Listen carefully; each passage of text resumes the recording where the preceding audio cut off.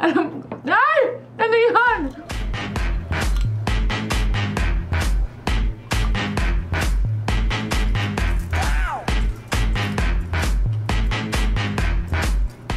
May problema ako. Ginawa ko tong vlog na to, wala akong tubig! Walang tubig. So, anong...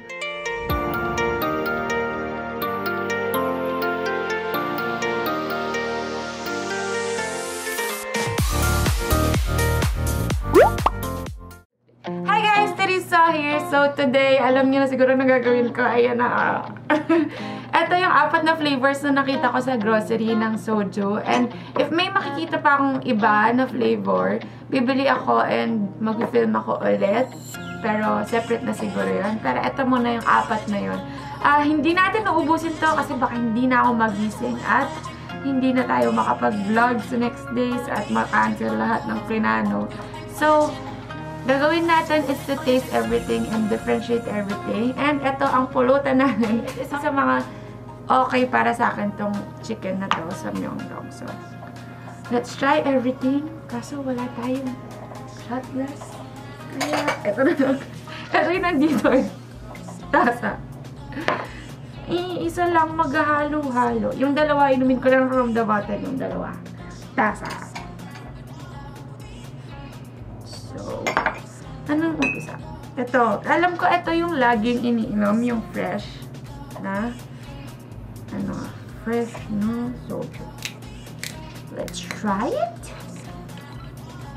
Hindi pa ako nakapag-soju eh. Yata. Oo, yata. Hindi ko maalala. Ay, nag-soju na ako pero hindi ko na malasahan nung time na yun. So, let's try it. May alcohol mo ba?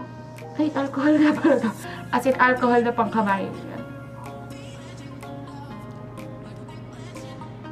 Yak! Wala ko chaser.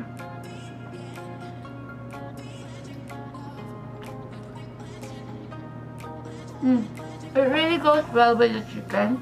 Pero, ang tapang. As in, siguro madami na may alam ng dasa dito. Kasi ito yung laging binibili. Ang tapang. Shucks. Ah! Sakit. Whew! Let's move on to the grapes. Ito. Alam ko meron nang available din na ganito sa Pilipinas eh. So, hindi ko alam kung ako na ba yung gumawa nito o madami nang gumawa nitong vlog na to. So, aternuin na lang natin from the... Amoy grapes naman siya. Amoy grape juice. Sana, ganoon din yung lasa.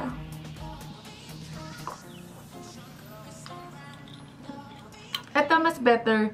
Although, masakit pa rin siya sa lalamunan. Na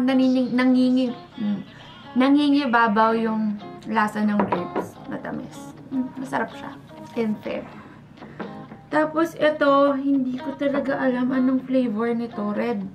Ay, red ba siya? Oo, red siya. Basta may palaka. Ay!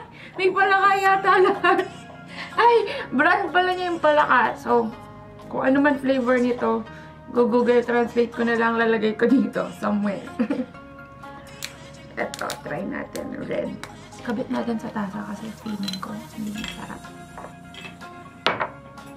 Baka red kasi pampatay. Pampatay ng mga tao.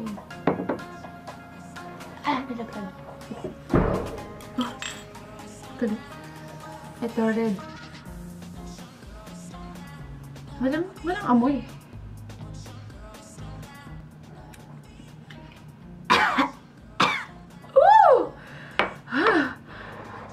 Para kang uminom ng Cuervo na mas matapang. Kadiri. Pero kanili talaga.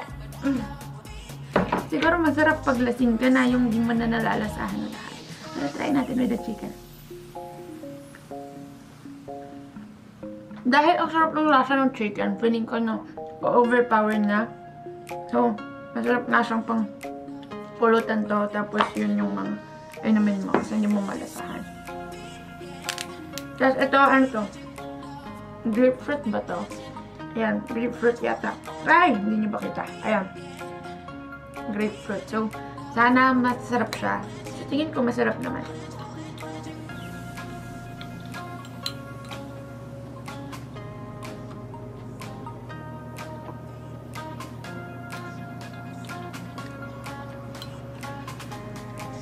Para kang uminom ng sabon.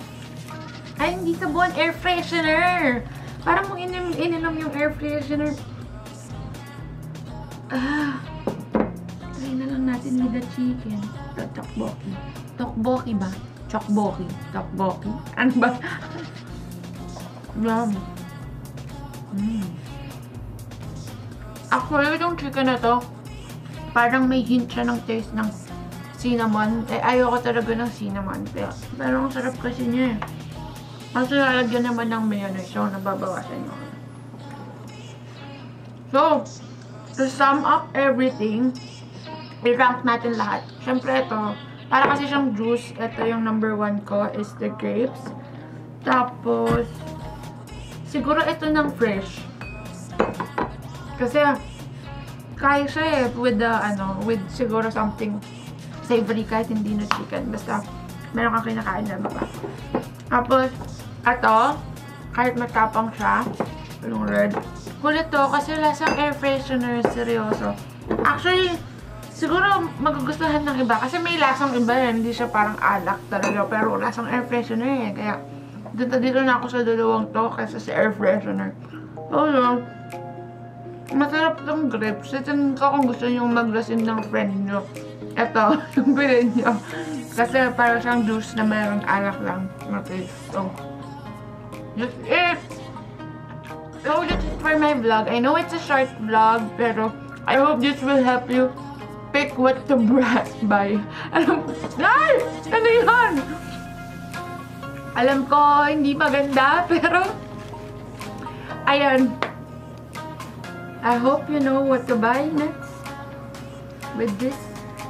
Thank you so much for watching. I hope you enjoyed the video kahit ang short lang. Friends, hindi ko alam kung madaming info na nabigay, pero I hope you hit the thumbs up, subscribe to my channel, and drink white tea. Okay, bye-bye! See you in my next video. I'm gonna be having a giveaway. I'm still looking for items to give away from Korea. I hope I find something here or I find something pagka-uwi ko na giveaway for you guys for this Korea vlogs. So, I hope you keep watching my videos. I have so much videos in store for you for the next weeks. Bye-bye!